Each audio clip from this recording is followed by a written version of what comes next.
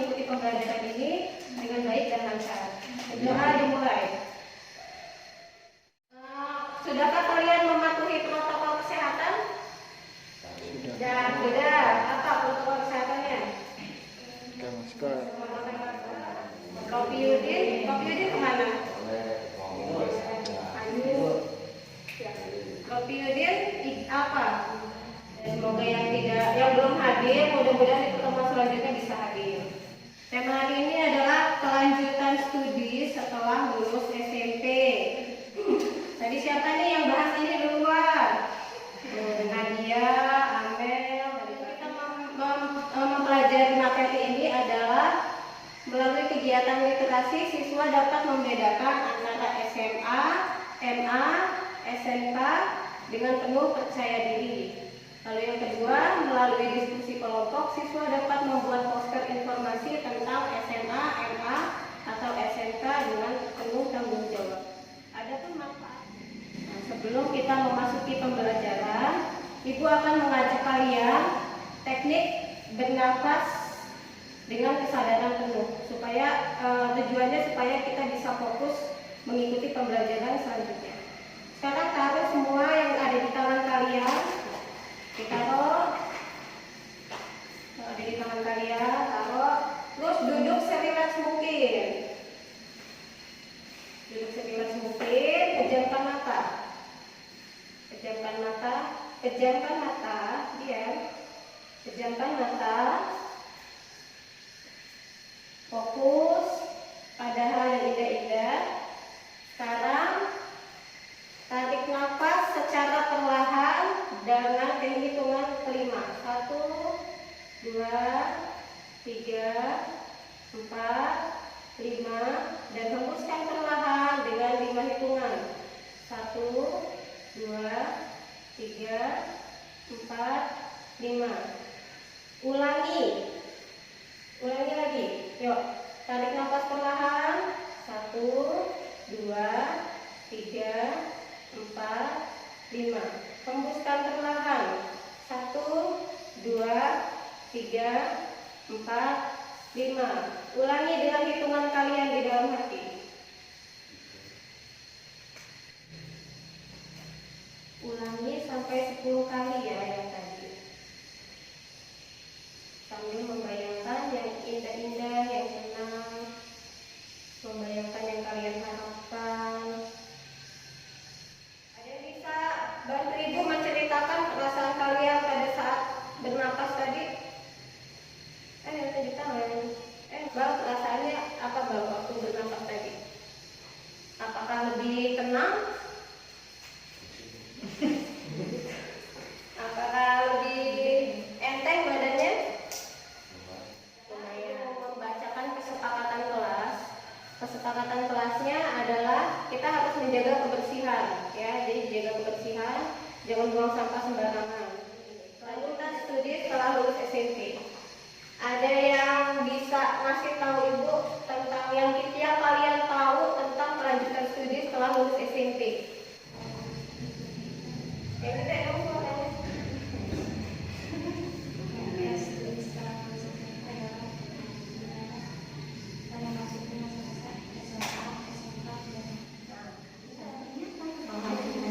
Kecuali kalau saya itu betul-betul menggunakan bagian yang diperlukan kalian. Ini kan menghindari hal-hal seperti itu apa? Dan biasanya dilakukan di kelas kelas ya guys. Dan juga kalau misalkan dari tema itu biasanya ada 3 hal itu. Jurusan yang pertama yaitu Ibu akan membagi kalian menjadi 3 kelompok sesuai tes visual, auditori, dan kinestetik. Ya. Yang 3 orang, Dian Rizka, Anissa Bella, dan Chelsea. Di sini nah.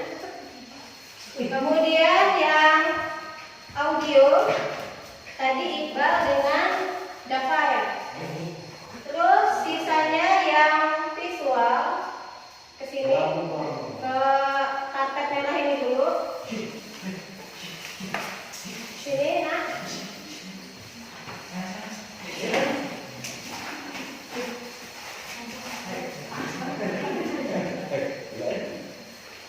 Jadi kelompok ini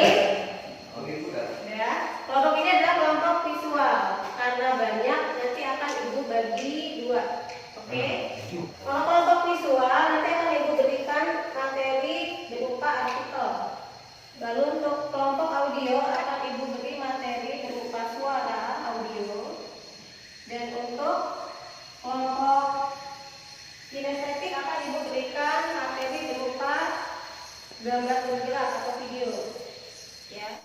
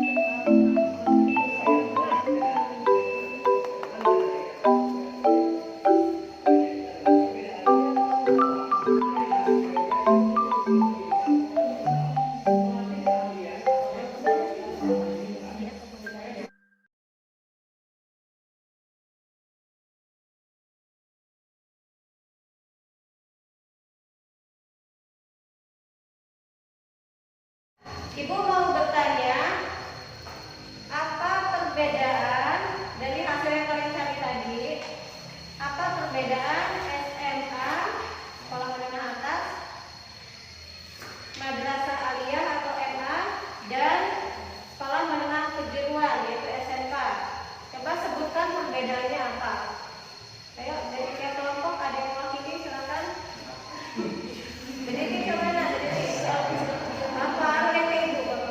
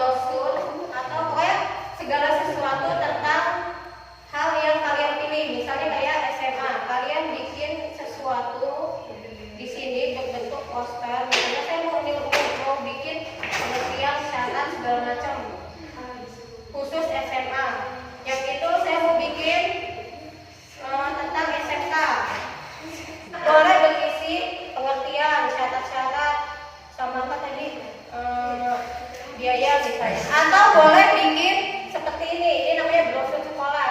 Brosur sekolah itu kayak penerimaan peserta siswa baru. Nah ini kebetulan SMA, jadi dikasih ke sini SMA. Ini bisa dicontoh. Ditulis semua ya kalau ini. Terus ini MA, ini contohnya, nggak ikut ini kayak nggak apa-apa, tapi biar ada gambaran aja. Kalian SMK lebih bagus ini.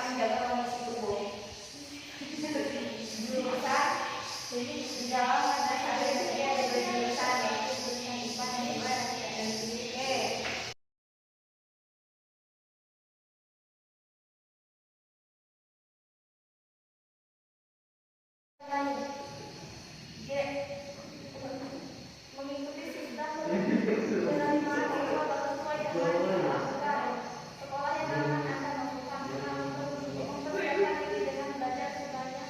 Jadi dapat kita simpulkan bahwa untuk memasuki SMA, SMK dan MA itu banyak pertimbangannya.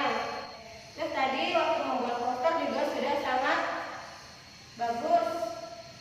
Sudah ingin kalian nunduk ke